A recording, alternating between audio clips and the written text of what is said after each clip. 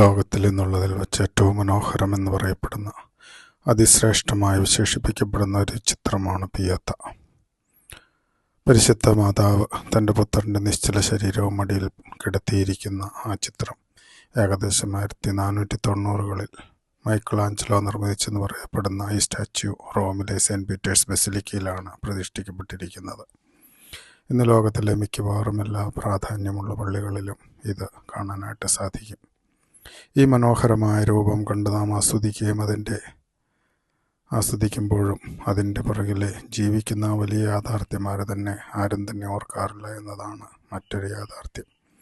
മനുഷ്യ മനസ്സിനെ പിടിച്ചുലയ്ക്കുന്ന, ഹൃദയതന്തുക്കളെ പിച്ചിച്ചീന്തുന്ന ആ യാഥാർത്ഥ്യം, ഘോരമായ ആ പീഡ സഹിച്ച പരിശുദ്ധ കന്യകാമറിയത്തിൻ്റെ ആ രൂപവും ഭാവവും ആ വികാര വിചാരങ്ങളുടെ മനസ്സിൽ നിരൂപിക്കാൻ പോലും നമുക്ക് ഭയമാകും. അത്രമാത്രം കഠോരമാണ് ആ നിമിഷത്തെ ആ അമ്മയുടെ ഹൃദയവ്യഥ.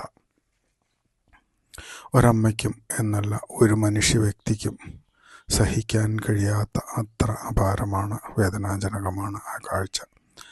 തൻ്റെ മകൻ്റെ മൃതശരീരവുമായി ഒരമ്മ ആ കുരിശിൻ്റെ ചുവട്ടിൽ ഹൃദയഭേദകമായ ദുഃഖം കടിച്ചമർത്തി ദൈവപിതാവിൻ്റെ തിരുഹിതത്തിന് തൻ്റെ സഹകരണം അറിയിക്കുകയാണ്. തൻ്റെ അത്യഗാധമായ ഹൃദയ പീഡകളുടെ നടുവിലും തൻ്റെ സ്നേഹം നിറഞ്ഞ സമർപ്പണം നടത്തുകയാണ് അവൾ. യേശുവിൻ്റെ നിശ്ചലമായ ശരീരം മടിയിൽ കിടത്തി നിശബ്ദയായി അവൾ ഇരിക്കുമ്പോഴും അവൾക്കറിയാം, യഥാർത്ഥമായ സ്നേഹം ത്യാഗം ആവശ്യപ്പെടുന്നുവെന്നും നിശ്ചലമായ തൻ്റെ മകൻ്റെ ശരീരത്തിലും പുറത്തും യഥാർത്ഥമായ സ്നേഹം ഇപ്പോഴും പ്രവർത്തന നിരതമാണ്, സജീവമാണ് എന്ന്. ദുഃഖം തളം കെട്ടിയ ജീവിതയാമങ്ങളിൽ, പീഡകൾ നിറഞ്ഞ ജീവിത ബന്ധാവിലൂടെ നാം ചരിക്കുമ്പോൾ, തകർന്ന ഹൃദയവുമായി നിർനിമേഷരായി നിൽക്കേണ്ടി വരുമ്പോൾ ഓർമ്മിക്കുക, ലോകാന്ത്യത്തോളം ഞാൻ കൂടെയുണ്ടായിരിക്കും. മത്തായി 28:20 എന്ന് പറഞ്ഞവൻ കൂടെ തന്നെ ഉണ്ടായെന്ന്.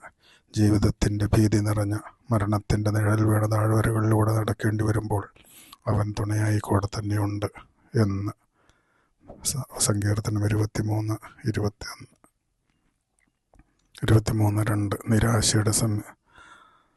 നിരാശയുടെ നിസ്സംഗതയുടെ വഴികളിലൂടെ ജെറൂസലേമിൽ നിന്ന് ഞാൻ നടന്നകലുമ്പോൾ തന്നെപ്പറ്റി പറഞ്ഞ് മനസ്സിലാക്കി തരുവാൻ, എൻ്റെ കൂടെ താമസിക്കാൻ, എൻ്റെ കണ്ണു തുറക്കാൻ എൻ്റെ എമ്മാവൂസ് യാത്രകളിൽ അവൻ കൂടെയുണ്ട് എന്ന് ലൂക്കാ 24:32-33.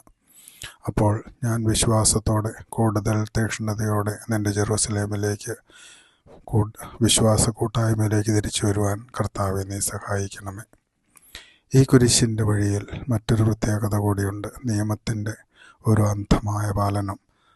സാബത്തിൻ്റെ നിയമങ്ങൾ പാലിക്കാൻ വെമ്പൽ കൂട്ടുന്ന യഹൂദർ എന്തുകൊണ്ടൊരു പാതകം ചെയ്യാൻ മടി കാണിക്കുന്നില്ല എന്ന ഒരു ചോദ്യവും ഇവിടെ നിലനിൽക്കുന്നു.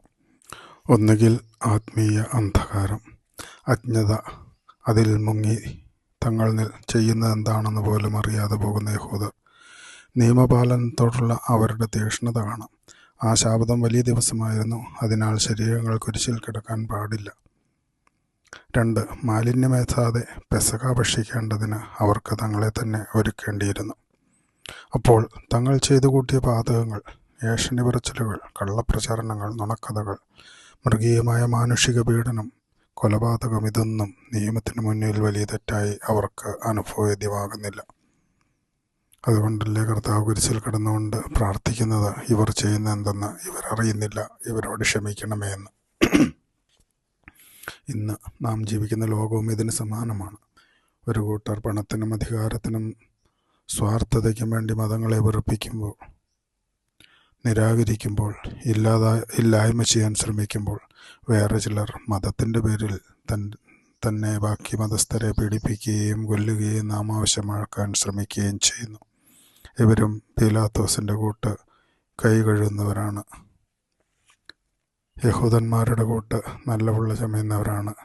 ഞങ്ങൾ മോശമായി ഒന്നും ചെയ്തിട്ടില്ല എന്ന് വിളിച്ചു കൂവുന്നവരും തങ്ങളുടെ പ്രവൃത്തികളെ ന്യായീകരിക്കുന്നവരും അവരുടെ നന്മയെ നിരാകരിക്കുകയും ദുഷിക്കുകയും ചെയ്യുന്നവരുമാണ്. എപ്പോഴും നമ്മെ കാണുന്നവനോട്, നമ്മുടെ ഹൃദയമറിയുന്നവനോട്, ഇന്നും ജീവിക്കുന്നവനോട്, മരണത്തെ ജയിച്ചവനോട് നമുക്ക് പ്രാർത്ഥിക്കാം, നിൻ്റെ തിരുഹിതം നിറവേറട്ടെ എന്ന്.